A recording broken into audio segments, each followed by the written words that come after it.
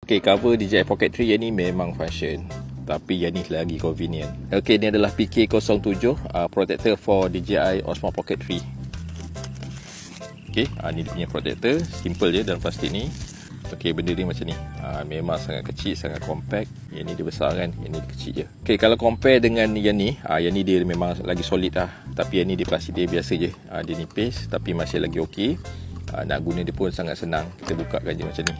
Dia akan cover kita punya DJI Osmo Pocket 3, terutamanya dekat dia punya gimbal dan juga dia punya screen. Dia cover dua benda. So dua benda ni yang paling penting lah. Okay, dan yang paling best adalah sebab selalunya kalau korang yang gunakan ni, paling tak best adalah bila nak charge balik. Sebab skrin dia akan berada dekat bahagian dalam. So kalau kita charge, kita tak tahu berapa bateri percentage yang telah di charge. Tapi yang bestnya pakai benda ni sebab plastik dia jenis transparent.